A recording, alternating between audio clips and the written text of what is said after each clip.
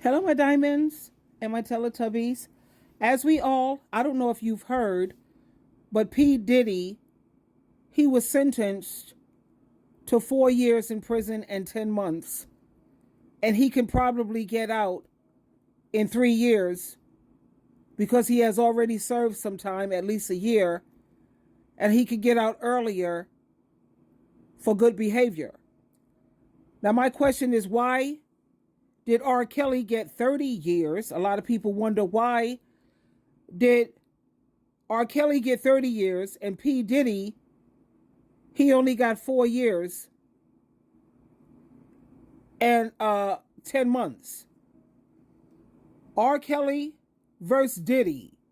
Why the sentences are so different?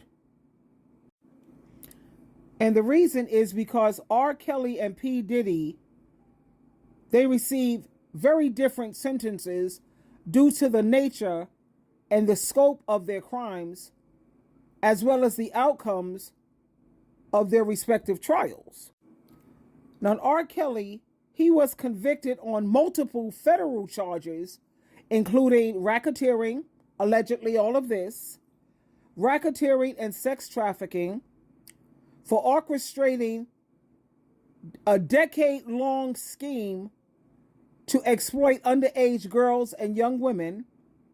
His crimes were extensive, involving manipulation, coercion, and abuse across various states. In 2023, he was sentenced to 30 years in prison. And this is a term that's upheld by a federal appeals court in early 25. This was upheld. Now, when it comes to Sean Diddy, P. Diddy Combs, he received 4-year sentence. Now, in contrast, P. Diddy, he was convicted of 2 counts of violating the Mann Act by transporting individuals across state lines for prostitution. Although he faced more severe allegations, including sex trafficking, he was acquitted of those charges. On October 3rd, 2025, P. Diddy was sentenced to 50 months. That's just a little over 4 years, 50 months in federal prison, and he was fined $500,000. That's nothing. That's like $10 to P. Diddy.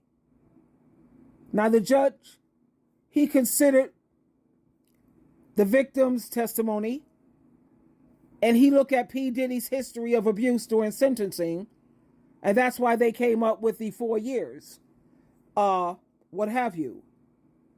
Now, the key difference is R. Kelly's offenses, they spanned, and it was over decades. He had decades, and he was involved in numerous victims, whereas P. Diddy, his convictions were limited to 2 counts related to prostitution, or 304s.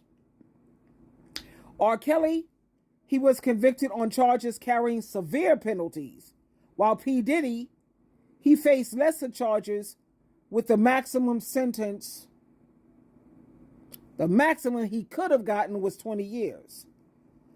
P. Diddy was acquitted of the more serious charges, leading to a lighter sentence. So the disparity in sentences, it reflects the difference, the severity, and the scope of their crimes, as well as the legal outcomes of their trials. So for people who are wondering, why is it that they seem to have been so hard on R. Kelly and they way lighter on P. Diddy, there you have it. Now, when it comes to the victims, which I don't really see a lot of these women as victims, these women are grown adults. They knew what they was doing. They participated, and a lot of these women were just using these men. I'm not trying to, justify any of their behavior, but I also know that if these men were working at Walmart or if they was working at Dollar General, those women wouldn't have given those men the time of day. And a lot of times men don't like being used. And I'm sure if they ran across women who conducted themselves like a lady, they would have probably treated them like a lady. And that's just my personal opinion. That's just my viewpoint. But when it comes to these sentences, P. Diddy, he claims that he learned his lesson. The judge feels that he is going to be a better man. I know he was paying big time, though. Oh, my God. Huge. And R. Kelly, I don't know. He probably ran out of money, and he's still making records out of the jail. He made a really great song in jail. Let me see. What was the name of it? Well, let's see now. While he's incarcerated, R. Kelly, he continues to create music. In fact, he released several tracks from prison. One of the songs was called Residual. That's a remix. And in that track, R. Kelly, he expresses his gratitude to his fans. And he reflects on his situation, he's also questioning the distribution of the royalties from his extensive music catalog. He also came out with another song called My Soul Cries. My Soul Cries Out. And that's described as deeply emotional, with R. Kelly opening up about his mistakes and his personal struggles. Also, R. Kelly claims that he have written approximately 25 albums during his time in prison. And this is it's showing that he's got this ongoing creative output. Now, if you want to listen to one of those tracks, you could go on YouTube and you could check out Letter to My Ex-Wife. And this is a song he released from jail. But back to the point.